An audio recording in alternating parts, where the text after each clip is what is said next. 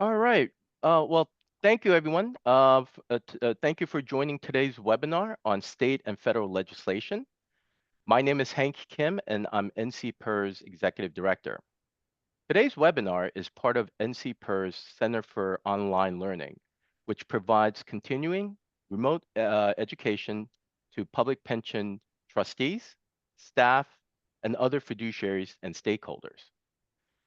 Today, our panelists are Tony Roda, partner at the law and lobbying firm of Williams and Jensen, and Angela Rowe, policy specialist at the National Conference of State Legislatures. Before we get into the substance of the conversation today, I do want to start off with a quick announcement. And that announcement is that NCPERS will be launching the Government Relations and Advocacy Roundtable in Q1 of next year. Our newest roundtable will bring together pension fund staff responsible for advocacy efforts and building relationships with policymakers at various levels of government. Like all our roundtables, the Government Affairs and Advocacy Roundtable will provide a forum to ask questions, share ideas, and discuss timely topics with peers and colleagues from around the country. The link to sign up for the roundtable is in the chat function of this platform. I encourage those who are listening in who have advocacy and government relations responsibilities at pension plans to sign up and be part of this community. We're very excited. I think this is something that folks have been asking for, and we're delighted to create this new platform for you. So please take advantage of this new NCPERS benefit.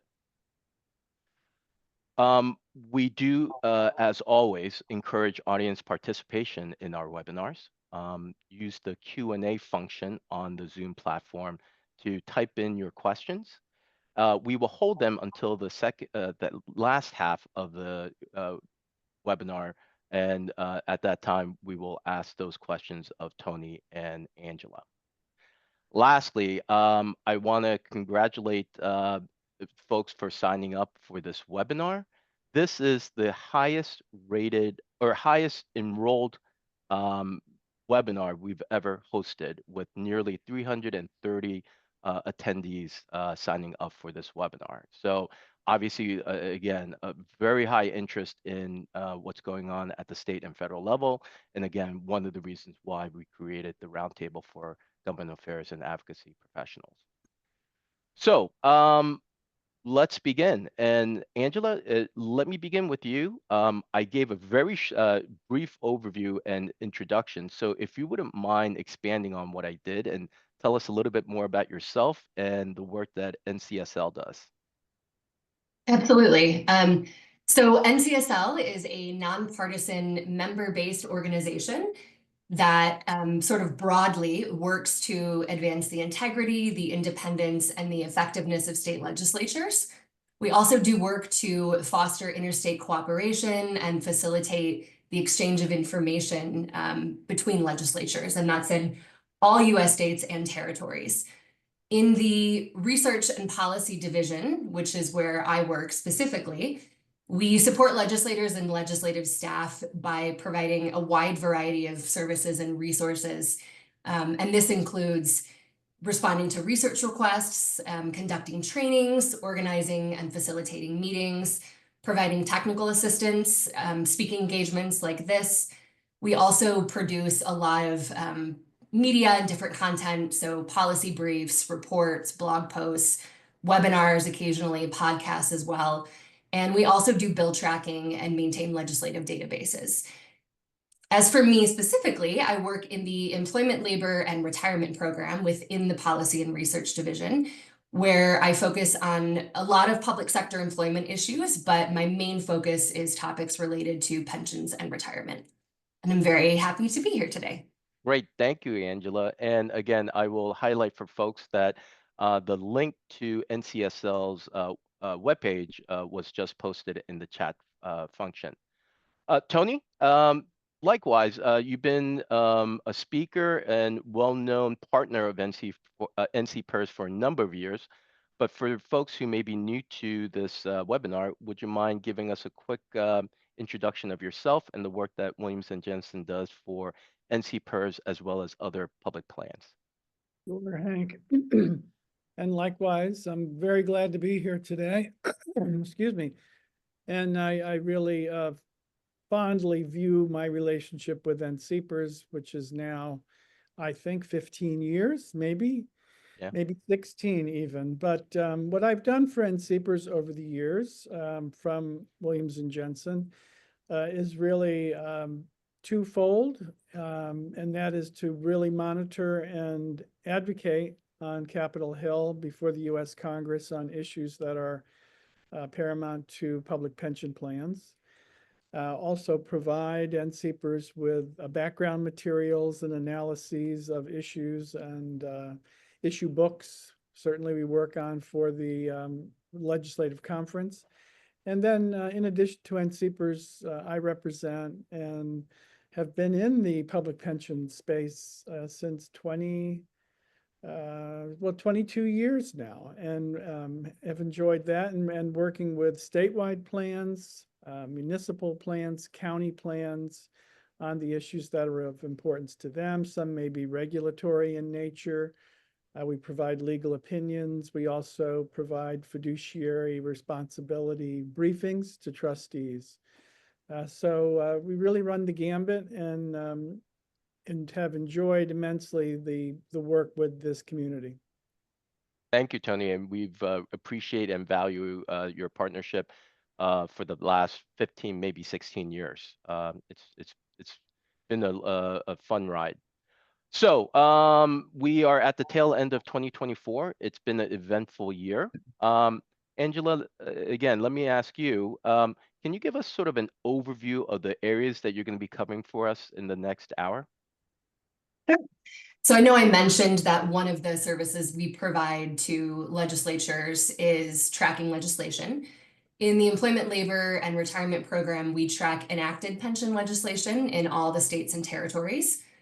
So this year, we've tracked just around 200 enacted bills in 42 states and territories. So almost every state enacted some kind of legislation related to public pensions. Some of these bills are very small changes, making amendments to bills that already exist, but quite a few substantive pieces of legislation as well. And we identified 5 different main topics over the last year. We track certainly a lot more than that, but the overarching topics are, the first is changes to pension plan design. And so this includes bills that are aiming to improve plan features, making changes to benefit multipliers, making changes to employer and employee contribution rates, changes to required age and years of service, death and disability benefits, plan administration. But the main thing that I really want to highlight here is what's been happening with defined benefit vis-a-vis defined contribution plans in the states. And I'm happy to elaborate a bit more on this later on, but there are a number of states that recently have made the decision to introduce legislation to revert back to a defined benefit pension plan. And this is in states that currently have either a defined contribution plan or a hybrid plan as their primary source of retirement benefit for public employees.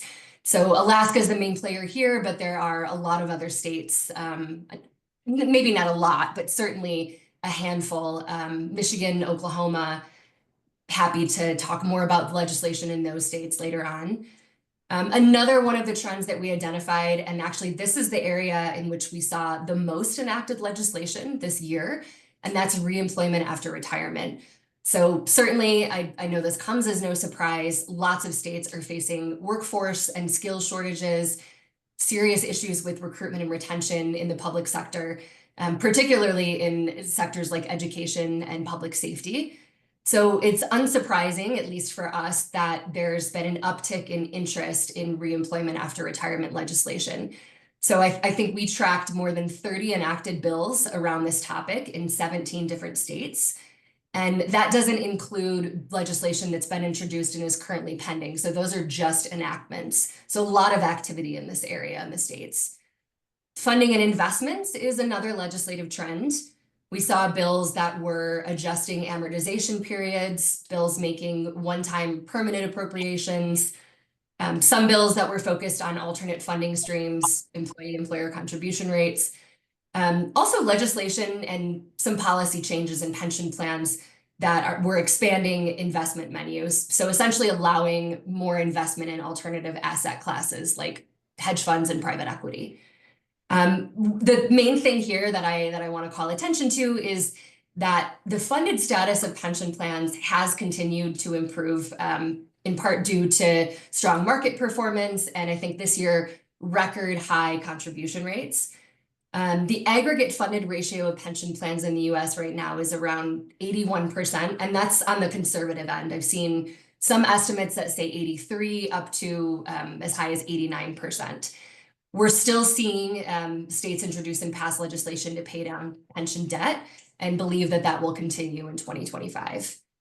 COLAs and supplemental payments, this has really been on trend with what we've seen in the last few years at NCSL. A lot more COLA bills introduced than are enacted. These are mostly ad hoc or one-time payments, including 13th checks. And some pension plans award COLAs as part of their plan design. But in terms of enacted legislation, Indiana, Rhode Island, Washington all effectively passed COLA legislation this year. Though I'll add that with Rhode Island, it was just providing retirees with their annual COLA a little bit sooner than they were originally scheduled to receive it. And lastly, and I'll end here, which I'm sure will come as no surprise, another hot topic and trend that we identified at NCSL is environmental, social, and governance legislation. There was quite a bit of a drop-off of introduced and enacted legislation this year compared to last year, but there's still been a lot of ESG activity in the states. And this includes states that are currently working to implement existing or recently enacted laws. Some of this is taking place in the courts as they're struggling to figure out how to enforce some of the mechanisms that are written into those laws. Quite a few states introduced and enacted legislation this year, including pro-ESG legislation enacted in Oregon and Washington, and anti-ESG legislation in Georgia and Idaho, just to name a few. And again, happy to elaborate more on that later on, but those are sort of the 5 main policy trends within the public pension space that we have identified in 2024. Awesome, Angela. Great. We will absolutely delve into the details of those 5 large categories. But before we do, Tony, can you give us sort of a sense of where you're going to direct your conversation over the next hour? Sure, Hank. In 2024, I'm going to talk about 2 main areas, but with lots of subparts and lots of nuances. And the first is the one that also encapsulates the most questions that were submitted to you and your staff for this webinar, which is WEP and GPO, the Social Security penalties, and legislation in Congress to repeal or reform them in some way. So we will spend some time on that topic, which deserves it. We're at a historic point where we've had a House vote and are looking to the Senate for consideration. So we'll talk about all of that. And then I'm going to talk about the second category, and I'm not endorsing the term when I use it, but the term is woke capitalism. And then the various subparts to woke capitalism, as Angela talked about, there's the anti-ESG legislation route. There's also potential, there is a piece of legislation that's pending, which would amend the tax qualification rules of public plans and actually all qualified plans for the Internal Revenue Code. There's been the antitrust investigation related to alleged collusive behavior in the marketplace. And then there's some litigation, actually, some very recent litigation on this matter. Some that has been decided in New York. We'll talk about those on a divestment, but not ESG, but a divestment issue. It was brought before the courts in New York. So those 2 categories, I think, are going to more than take up a good chunk of time.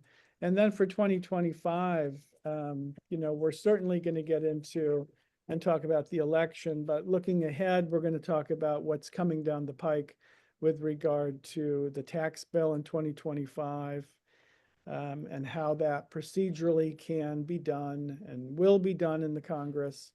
And then also a little bit about federal funding for education. So those are the main topics, Hank, that I'm going to talk about. Great. Yeah, and for folks, our thought is that for the next 15 to 20 minutes, we will do the review of 2024 legislation as Angela and Tony outlined. Then we will spend some time talking about the election results and what implications they may mean at the federal and state level. And then the last part, we will look to 2025 and state activities and activities in the 119th Congress. So we have a full plate. So buckle in, everybody. All right, Angela, let's go back with you. Your first two topics, plan design and reemployment after retirement. Please provide us the details. Sure. So I know I mentioned there were a handful of states this year that have taken action to potentially reopen their defined benefit plan, either for all public employees or for specific professions like teachers or law enforcement, as is the case in Michigan.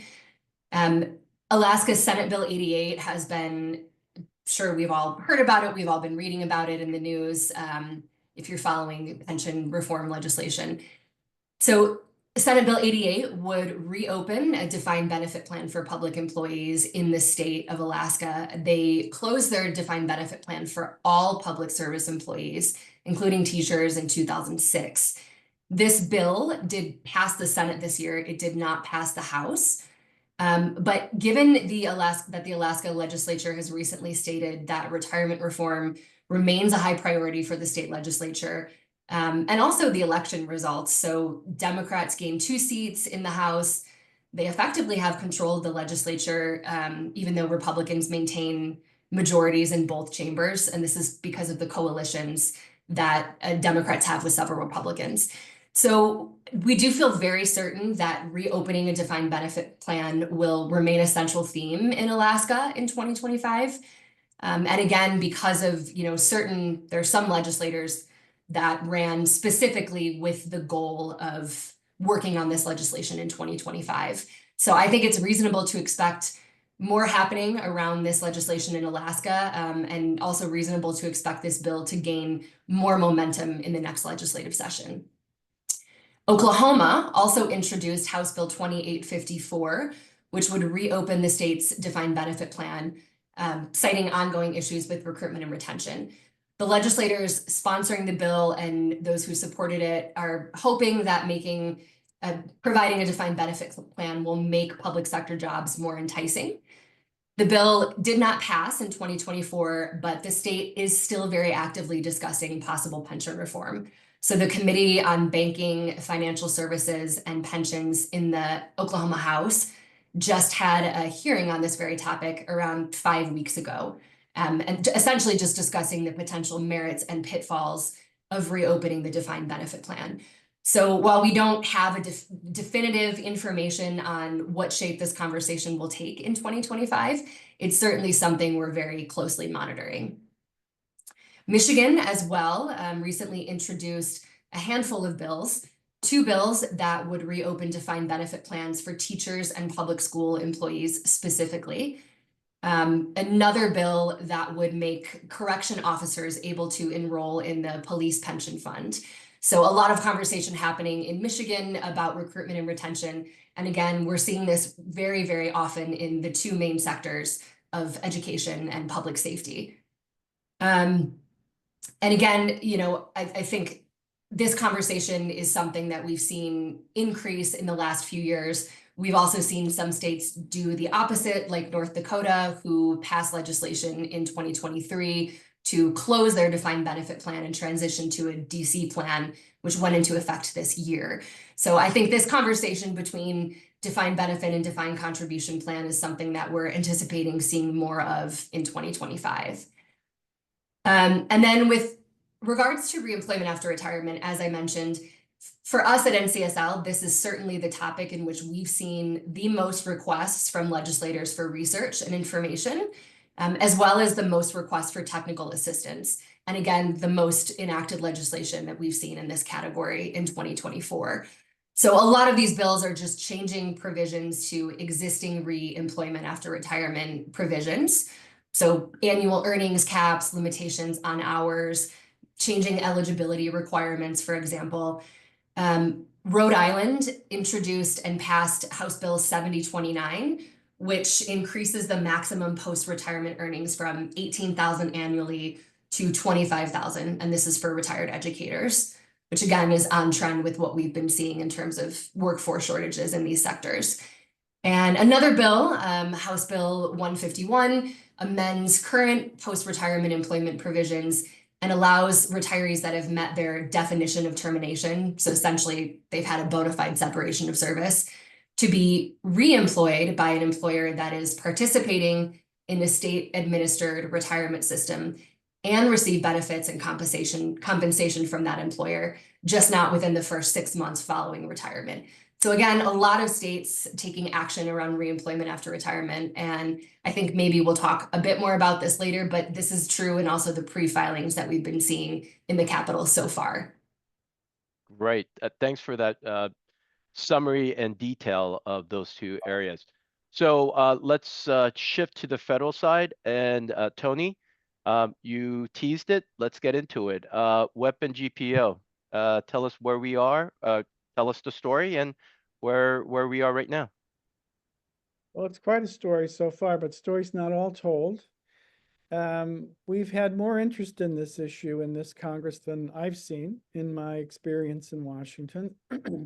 The bills to repeal the 2 Social Security penalties, WEP and GPO, always attract a great deal of co-sponsors. But what we saw this year, or this Congress, were 2 hearings at the House Ways and Means Committee, which I've not seen before. So the Committee of Jurisdiction took a real interest in this issue and had the 2 hearings, one field hearing and one hearing in Washington, which kind of signaled possibly they were going to take the lead. There was a proposal that was floated among some stakeholders. It was viewed as weak. So the effort then became back to H.R. 82, which is the full repeal bill. So once we saw the hand that the Ways and Means Committee wanted to play, there wasn't much interest in that hand. The repeal bill was discharged from a technical procedure from the Ways and Means Committee, which then led to an expedited vote on the House floor that took place on November the 12th. The bill had 330 co-sponsors, and on the floor it got 327 votes, which is, in my view, remarkable, and remarkable in a positive way, because the leadership and the Ways and Means Committee did try to muddy the waters. So it wasn't just H.R. 82, the full repeal bill, that was voted on November the 12th. It was also a WEP-only formula change bill that was voted on. And I think the view there was that, well, we can soften the vote on full repeal by giving another option. That did not seem to work in any way. So the very strong vote on repeal, the WEP-only bill, formula bill, was defeated. So I think we know where the House of Representatives stands on it. And just a little bit about why the leadership, why the Ways and Means Committee might want to muddy the waters. And it's a view held by many of those members that this is too costly. This is a $196 billion hit to the Social Security Trust Fund. And many argue this is not a hit to anybody except those who are not getting the benefits they should be getting.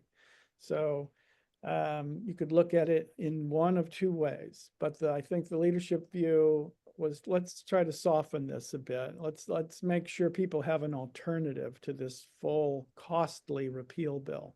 But again, as I said, it didn't work. The other is this view that we should deal with this issue, but we should deal with it as part of a comprehensive reform of Social Security. And that's the view held by, like, for instance, Congressman Larson of Connecticut, who chaired the Social Security Subcommittee and is the senior Democrat there. And Larson has a bill that would repeal weapon GPO as part of a comprehensive overhaul of Social Security. So those views did not prevail, and so now the bill is pending in the Senate. Historically, the Senate has never been as far along on this issue as the House. So despite the fact that there are 62 co-sponsors on the Senate bill, Senate version of HR 82, there's never been the kind of push that we saw in the House and we've seen in the House in the last couple of Congresses. So right now, the stakeholders are pushing very hard. They know that December 20th is the target date for adjournment. They know that this cannot come to the floor in a standalone version because it would simply procedurally take too long. So the real target is some end-of-year legislation on which HR 82, the text of 82, can ride. And that effort is ongoing. We don't have the full story, as I said in the beginning, told on this. We will over the next couple of weeks.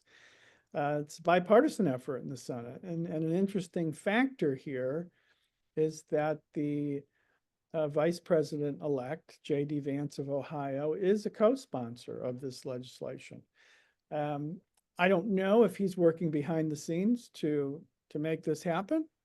He's got an awful lot on his plate at the moment, but I know constituents have weighed in with him and asked him to be active and maintain his strong position on it. So that's a wild card factor that I don't know the result of which, but it is interesting given the results of the election. And I think that's where I'd leave it, Hank. I know we had some questions, but they're all very much along the lines of, viability in the Senate, how difficult it is to get to a vote, which I think I've addressed. As standalone, it's too difficult, but that doesn't mean that it can't happen. I would say it's still a little less likely than likely to occur. But one of the key stakeholders put a percentage on this earlier in the week of maybe 30 to 40% of it happening in the next couple of weeks. Okay. So I'll leave it there. Yeah, and we can certainly talk about what if it should not happen with the end of year legislation, what the 119th Congress might do with it. So before I go back to you, Angela, I do want to, again, encourage folks to use the Q&A function to ask questions. And then also, secondly, because of time constraints, some of the topics aren't addressed as deeply as can be. So in those instances, we will have Tony and Angela at our legislative conference in January 27th through the 29th, where they will provide more details and in-depth analysis and updated information a month from now. Also, partnered with the legislative conference is our communication summit, which is the 26th and 27th. And so for folks who have communications, sort of a dual role with communications and advocacy, we encourage you to take a look at both programming. All right, Angela, maybe in like 5 minutes, the remaining issues of funding, COLAs, and ESG. Not that I'm asking for the world or anything. Well, I think what I will do, just for the sake of brevity and time, is kind of lump funding and investments in with ESG, because I know one of the questions that was from an attendee was specific to divestment of fossil fuels. So maybe just to keep it a little bit shorter. In terms of COLAs, though, again, as I mentioned, a lot of states introduced COLA legislation. Most of that legislation was not successful. There were plenty of states, municipal pension pensioners that did receive COLAs as part of their plan design. But in terms of legislation, in Indiana, House Bill 1004 provided 13th checks for public retirees, and this includes teachers. That was passed this year. In Rhode Island, I think I mentioned this briefly, the fiscal year 25 was a budget bill that provides retirees with their COLAs sooner than they were originally scheduled, and that passed this year. And then also we saw Washington pass House Bill 1985, which provided a 3% COLA for Plan 1 retirees of their PERS and their TRS retirement systems. I'll leave it there just so I can devote at least maybe like 3 or 4 minutes to ESG. So a lot of activity again in the states around ESG.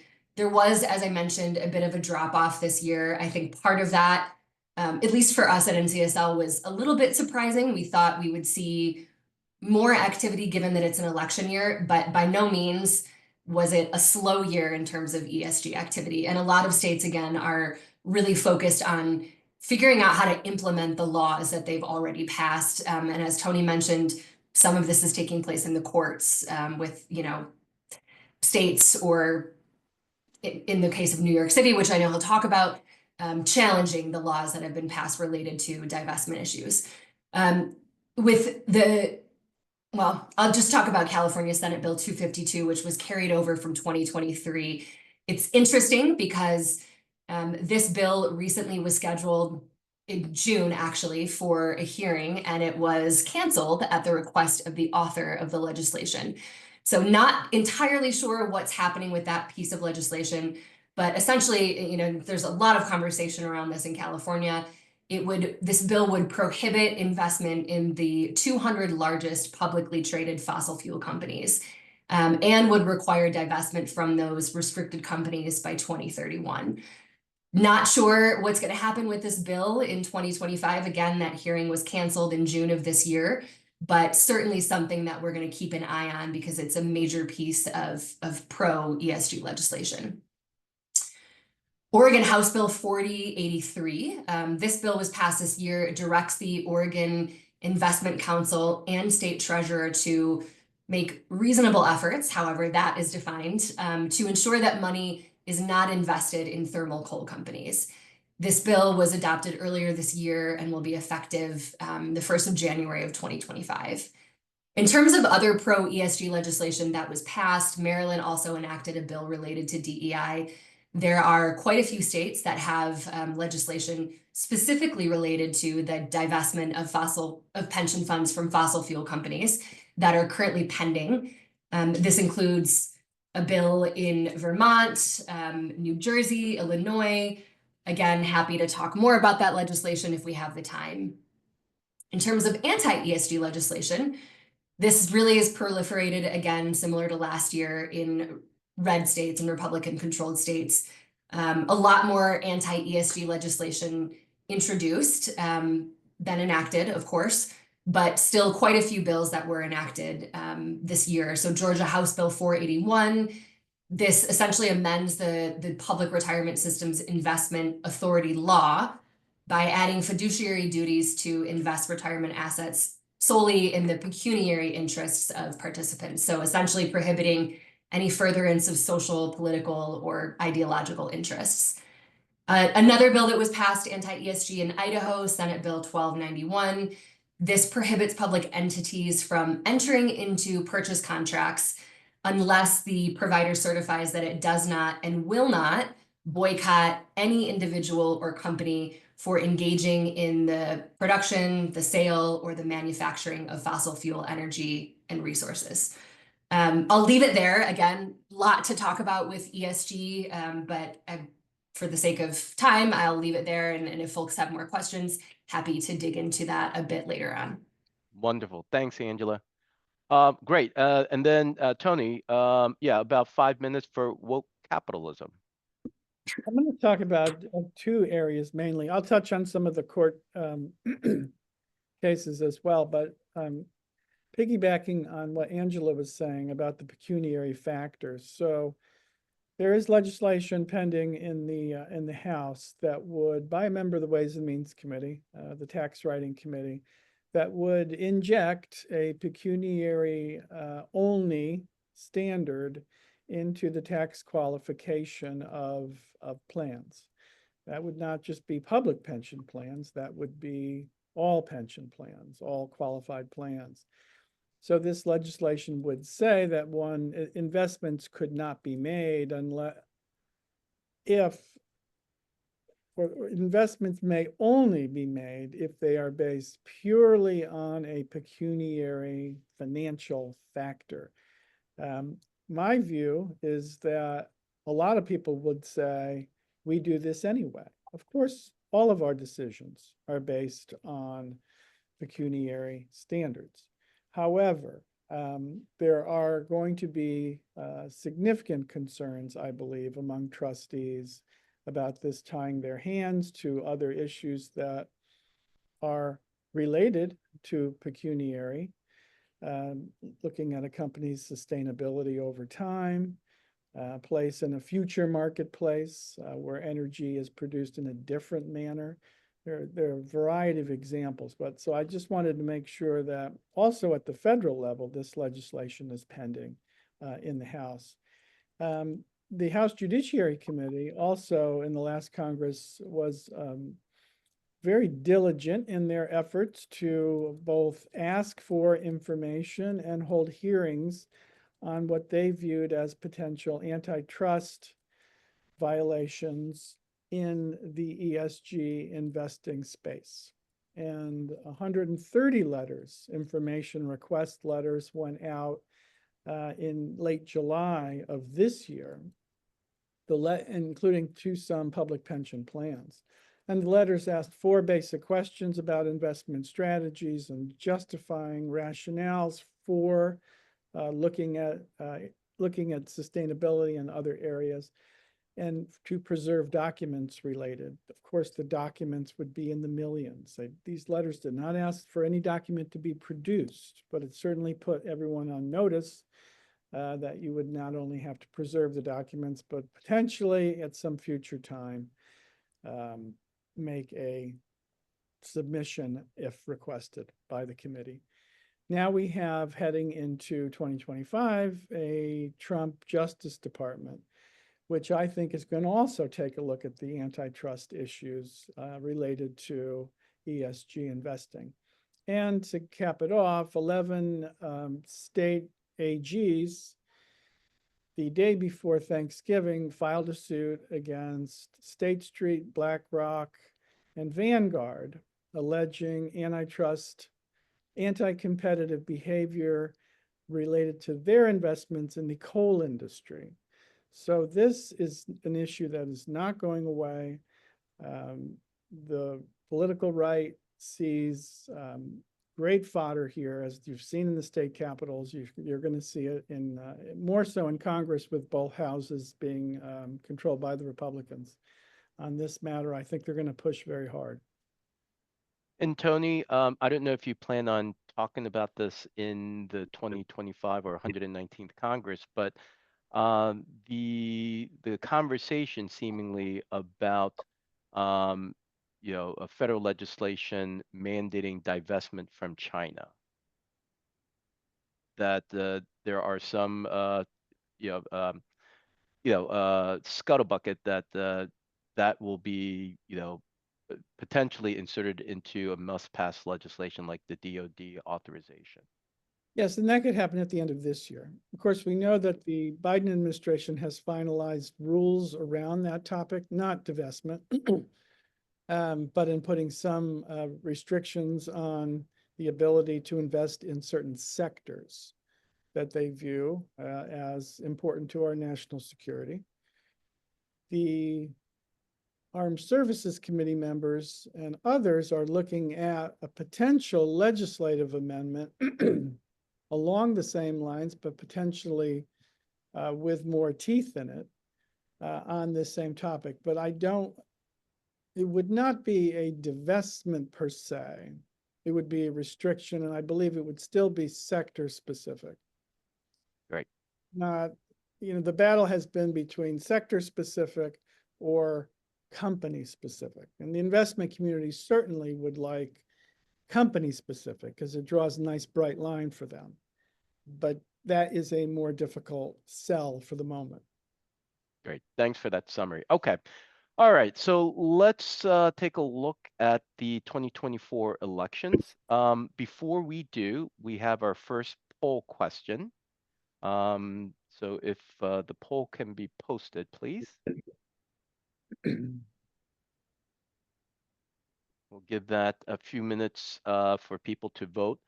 Tony, can you give us from a federal perspective what the 2024 elections meant and what it portends going forward? Absolutely. So the certainty surrounding the 2024 elections, in my view, was always that the Senate would flip to Republican control. That played out as expected. The Republicans now control the Senate 53-47, so they flipped the chamber into their column.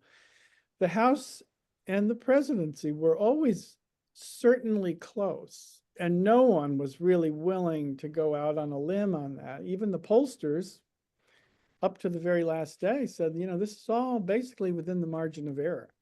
So we know President Trump will have a second term, the first non-consecutive presidential second term since the 1800s.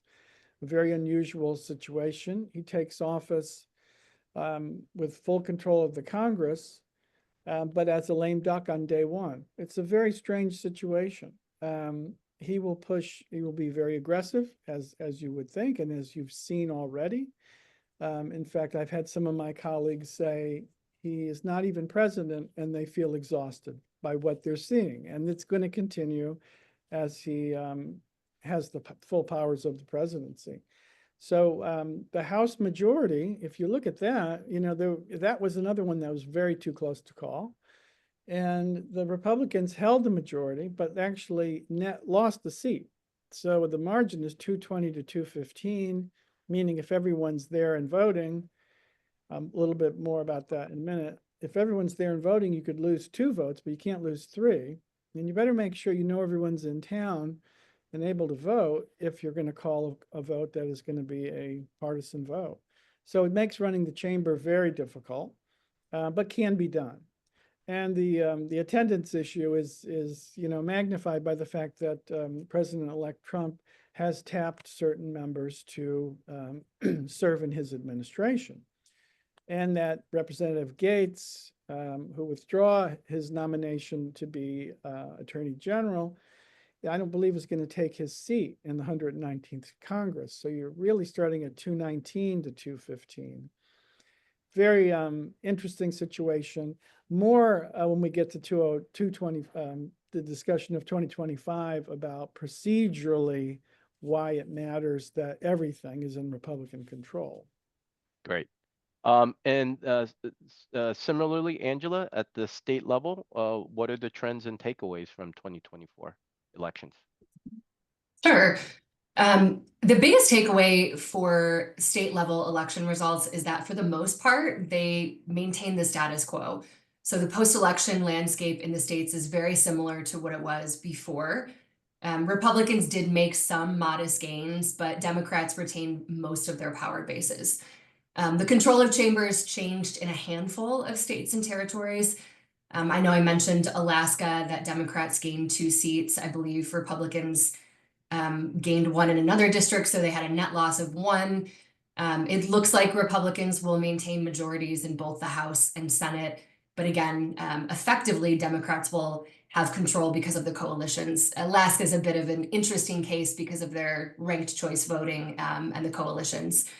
But otherwise, elections in the Minnesota House are currently tied, which is potentially breaking the Democratic trifecta. That could change. The Michigan House flipped from Democrat to Republican, also breaking the Democratic trifecta. And also Guam, their 15-seat legislature shifted from Democrat to Republican. There were no gubernatorial party shifts. Again, no real major changes at the state level. So the biggest takeaway for us at NCSL is that, you know, really kind of maintain the status quo this election in terms of the makeup of state legislatures. Right. All right, so let's go to poll number 2. Oh, and so this is the poll results from the first poll. Let's quickly post poll number 2, and we will continue the conversation with Tony. Yeah, so I think you already kind of gave us the lay of the land for the rest of the 118th Congress, but if there's other things or more things you want to tease out of that, please do. Otherwise, we can start talking about what 2025 would look like for you. Yeah, I think that's where we should go at this point. And I think what we're looking at and what you're going to hear a lot about is this term called budget reconciliation. And budget reconciliation, or the process of budget reconciliation, is something that flows out of a 50-year-old statute, the 1974 Budget Control and Impoundment Act, I believe, but that provided for a mechanism which allowed expedited consideration of a budget reconciliation bill. And what that was meant to do was allow the Congress to work its will through the many different committees,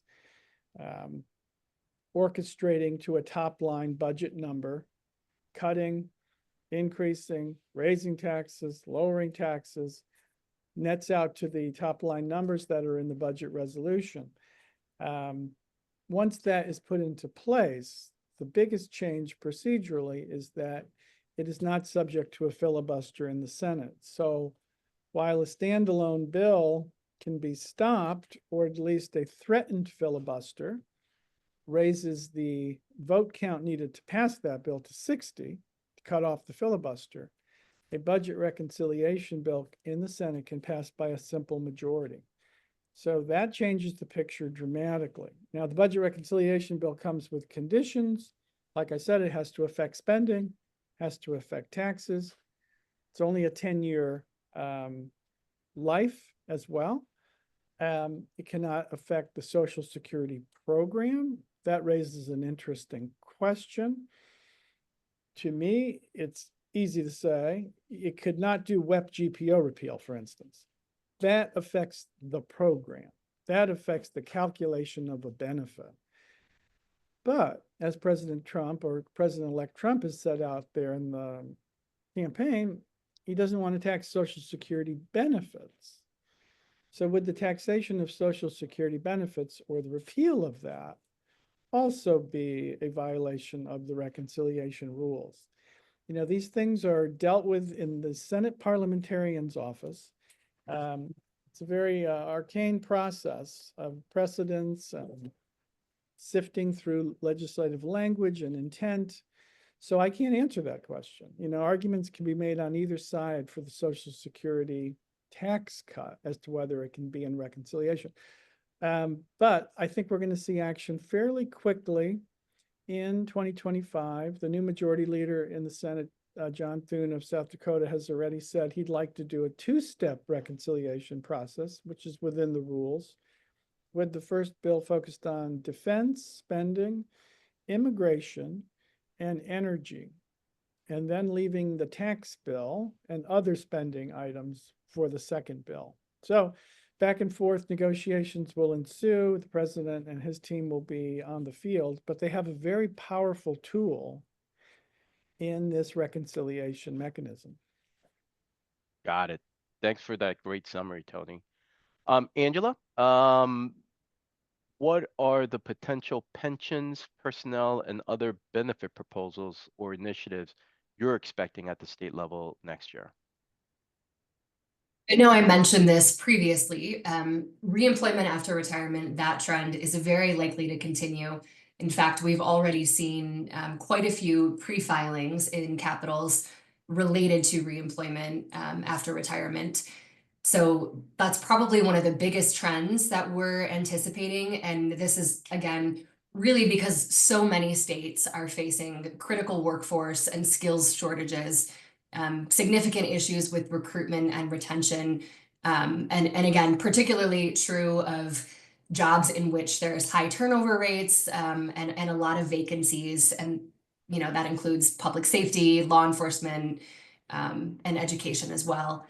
So certainly anticipating seeing more legislation introduced around reemployment after retirement in 2025.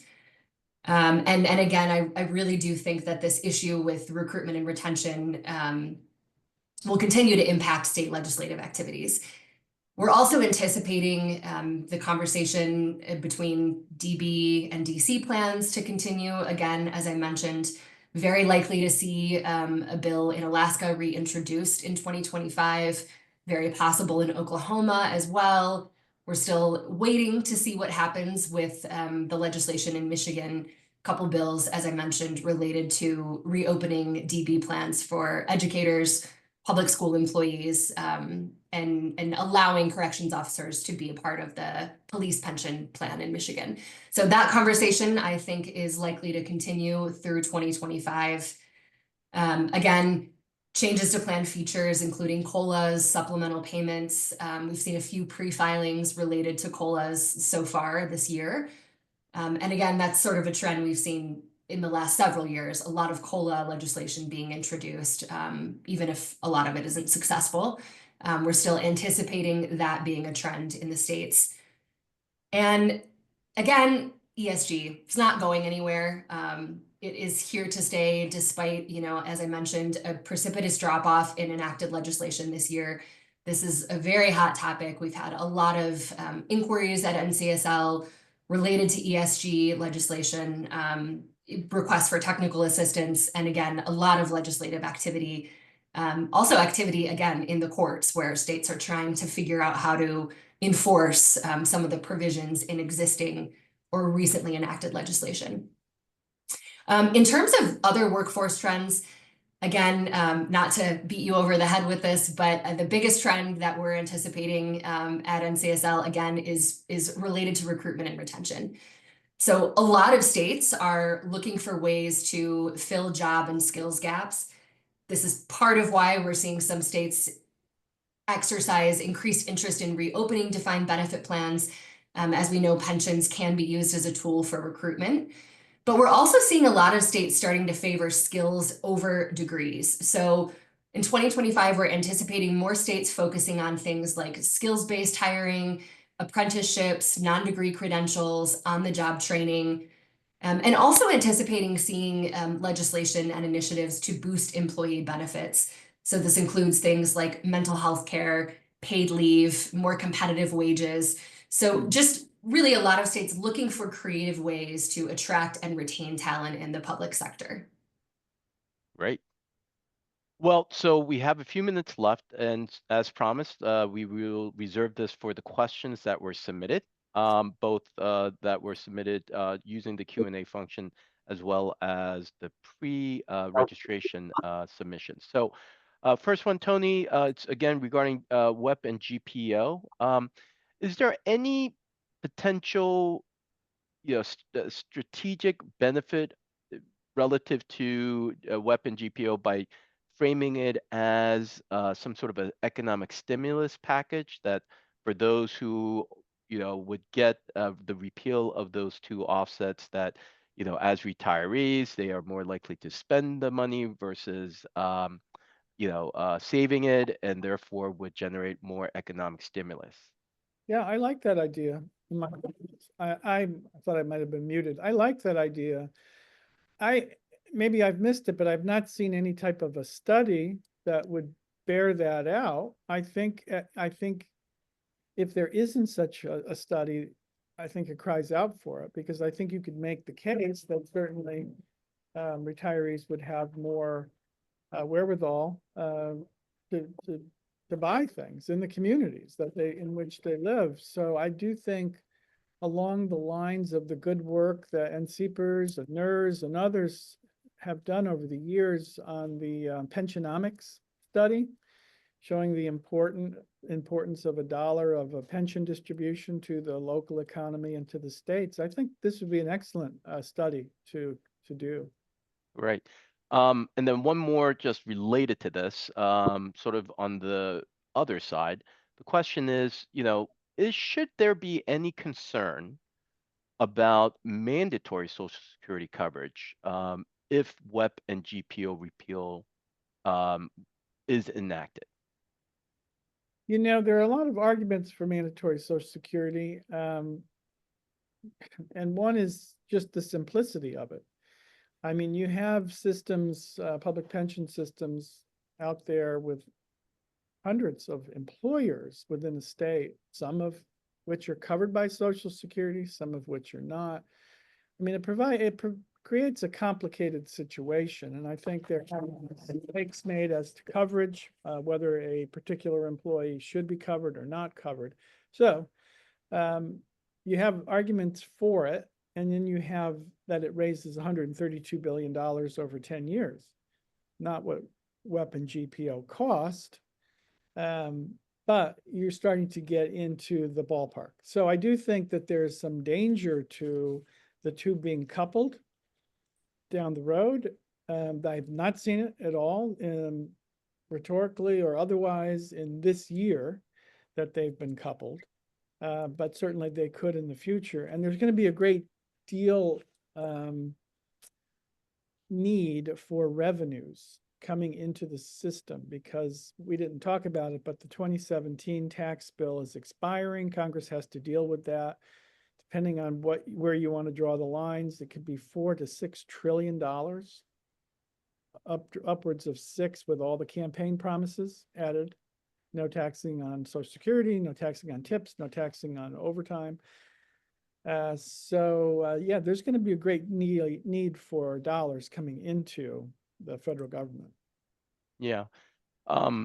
So what I can say relative to NCPERS position is that NCPERS has a long-standing position that is opposed to mandatory coverage, precisely because of the concerns you've raised. So yeah, thank you for that question. Angela, number of questions for you. One of the things you talked about was a bona fide separation, allowing for reemployment without the 10% additional tax on early distribution. If at least 6 months, or I'm sorry, so I'm trying to paraphrase, but maybe I should just read the question. Separation allowing for reemployment without a 10% additional tax on early distributions for those in this situation before the age of 59 and a half. If at least 6 months has passed, has there been any legislation that considers codifying the time frame for when the IRS will consider separation from service? So I will pose it to you, but also Tony, if you have some insight, please share your thoughts.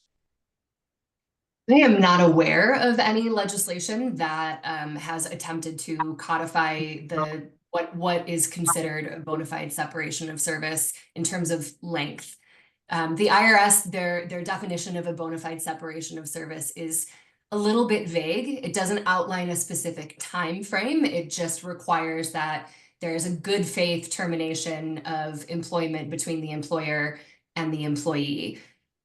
Some states have chosen to, through their pension plan, allow retirees to be reemployed within 30 days of retiring.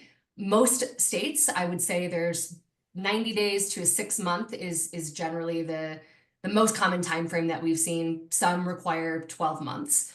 Again, I have not seen any legislation that in which the IRS is attempting to specify what that length of time is for a separation of service. That's something that has largely been determined by pension plans in their policies or in state law or rulings. So no. And the other thing that I would add is that there are a lot of states, again, that are allowing reemployment after retirement within 30 days, 60 days, 90 days, and that is not jeopardizing their qualified status as a tax qualified defined benefit plan.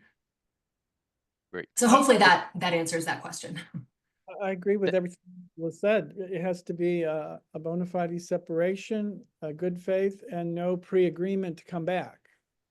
Yep. Great.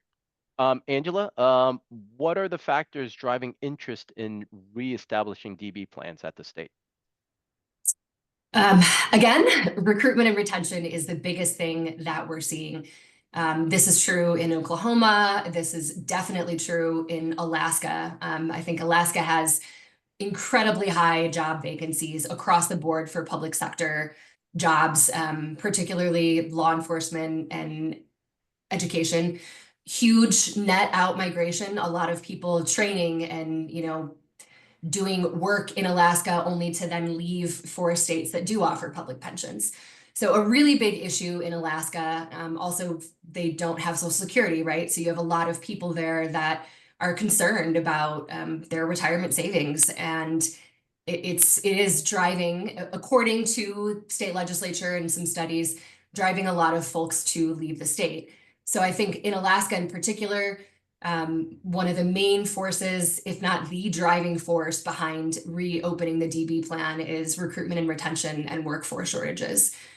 This is also true in Michigan. A lot of other states that have had conversations considering this kind of legislation is just the desire to have a defined benefit plan as a recruitment tool, as an incentive for public service employees, particularly, again, in jobs that are really stressful and dangerous, like law enforcement and firefighting, and jobs in which there's a lot of vacancies and high turnover, like education. So I won't say that that is the only driving factor, but that is certainly what we've heard and what we've seen as being the main thing that states are identifying as the driving force of why they're interested in reopening DB plans. Great. Thank you, Angela. I recognize we are 2 minutes over, so let me conclude by answering two quick questions. One is there some sort of a sign up for updates, legislative updates, either at the federal level or at the state level? And the short answer is no, but we do have our Monitor publication, which is a monthly legislative and news newsletter. So please look for that. And Tony is a contributing author to the Monitor every month, and so he will certainly keep you abreast of what's going on at the federal level, as well as if there's something really important developing, we will also post it on our blog. And so we can put in the chat the link to our blog section to keep you abreast of some like really timely things that are coming down the pike. And then lastly, one of the questions that was asked had to do with updates on Secure 2.0 implementation. And again, Tony is a contributing author with two other attorneys. We recently published the Secure Choice 2.0 desk reference. I think the link to that reference is, again, going to be posted in the chat. It's a great resource and addresses many of the questions that folks have relative to Secure 2.0 implementation.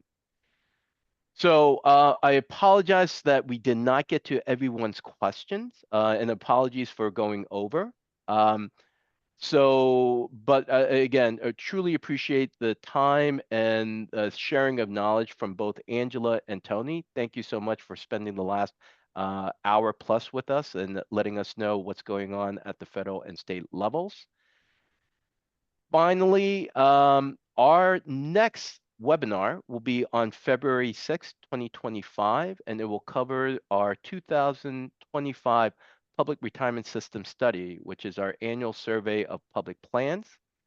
For the past 15 years, the PRS study has been benchmarking and tracking trends in fiscal, operational, and business practices of state and local plans. Registration notices will be sent out in early January to sign up for our next webinar.